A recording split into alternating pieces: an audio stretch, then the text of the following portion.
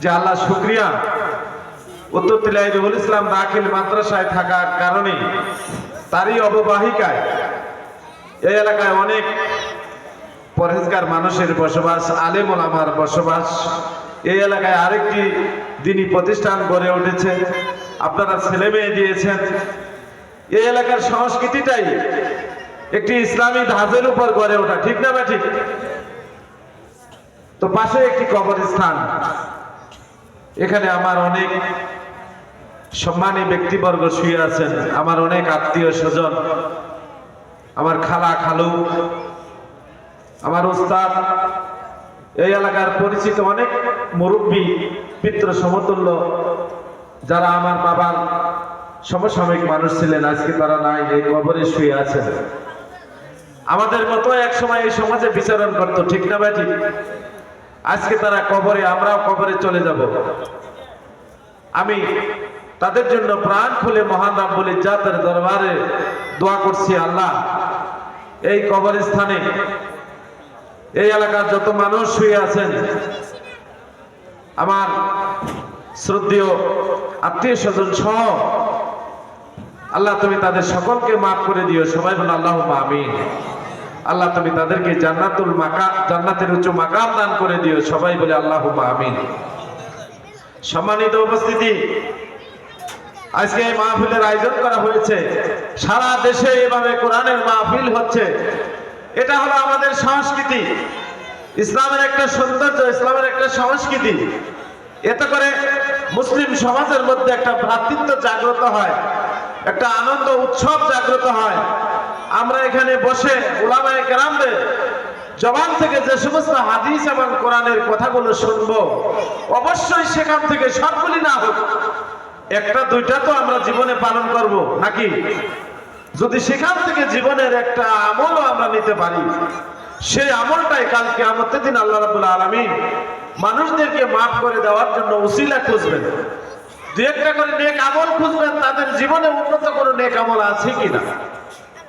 আমরা যদি এখান থেকে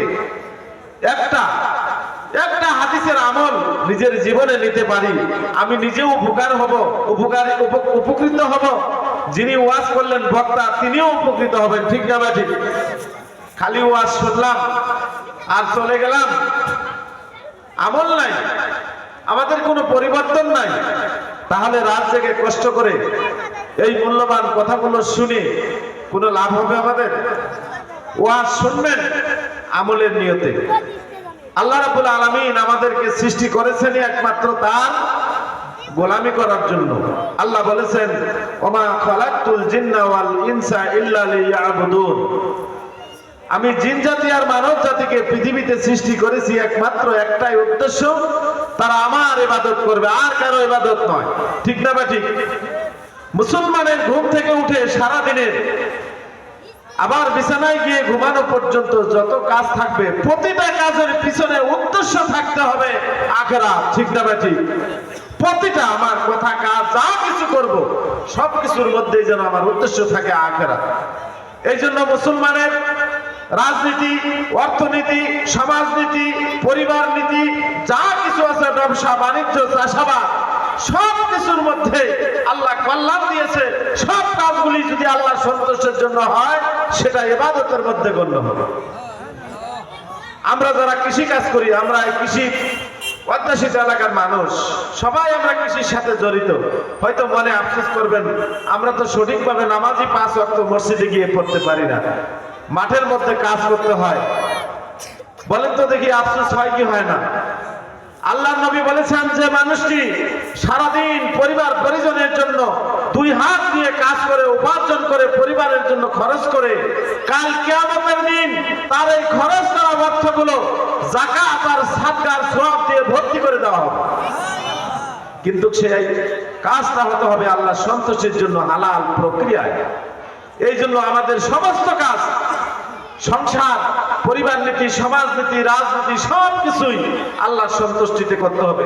আমরা নামাজ পড়ি কার সন্তুষ্টির জন্য? আল্লাহ। পরিবার পরিজনের জন্য কাজকর্ম করে কষ্ট করে উপার্জন করে তাদেরকে খাওয়াই। আল্লাহ রাব্বুল আলামিন পরিবারের পিতা হিসাবে আমাদের সন্তানদের মানুষ করার দায়িত্ব দিয়েছে, এই জন্যই তো, ঠিক না ভাই? এর মধ্যে আল্লাহ সন্তুষ্টি আছে। ব্যবসা বাণিজ্য সব কিছু আল্লাহ সন্তুষ্টির জন্য করি। আমাদের জীবনের রাজনীতিটা কার জন্য করতে হবে? আল্লাহর জন্য। যে রাজনীতির মধ্যে আল্লাহ সন্তুষ্ট আছে, যে রাজনীতির দলের মধ্যে আল্লাহর কোরআনের কর্মসূচি আছে, হাদিসের কর্মসূচি আছে, আল্লাহর নবীর আদর্শ আছে, মুসলমান হিসেবে আমাদের রাজনীতিটাও সেই রাজনীতি করতে হবে। এমন ব্যবসা করব যে ব্যবসার মধ্যে হারামের লেশ খুঁজে পাওয়া যায়। মদের ব্যবসা, গাঁজার ব্যবসা, ইয়াবার ব্যবসার মধ্যে লাভ বেশি না কম? বেশি। হঠাৎ করে এই সমস্ত ব্যবসায়ীরা আঙ্গুল ফুলে করা গাছ হয়, কিন্তু সেই ব্যবসা কি আমাদের করা যাবে? কেন যাবে না? আল্লাহ নিষেধ করেছেন, এই হারাম ব্যবসা আমাদের করা যাবে না। প্রয়োজনে আপনি কাঁচামালের ব্যবসা করেন হালাল পদ্ধতিতে, সেখানে আল্লাহ বরকত দিবে। আল্লাহ বলেছেন, ওয়ালাউ আন্না আহলাল কুররা আমানু ওয়াত্তাকাউ লা ফাতাহনা আলাইহিম বারাকাতাম মিনাস সামাই ওয়াল আরদ। যদি কোনো জনপদের মানুষ ঈমান আনে এবং পরহেজগারিতা অবলম্বন করে, আল্লাহ বলেন সেই জনপদের মানুষের জন্য আকাশ এবং জমিনের দরজা, বরকতের দরজা আমি আল্লাহ খুলে দেব। বলুন সুবহানাল্লাহ। আল্লাহ আকাশ এবং বরকতের দরজা খুলে দিতে চেয়েছে দুটি কাজ যদি আমরা করি, ঈমান আনি এবং পরহেজগারিতা অবলম্বন করি। সুতরাং আমাদের পরহেজগারিতা অর্জন করতে কার প্রণতা আছে? আপনারা পরহেজগারিতা অর্জন করেন, আল্লাহ আপনাদের জন্য আকাশ এবং জমিনের দরজা খুলে দিবে। সর্বোপরি শেষ কথা হলো যে মাদ্রাসা থেকে আজকে মাহফিলের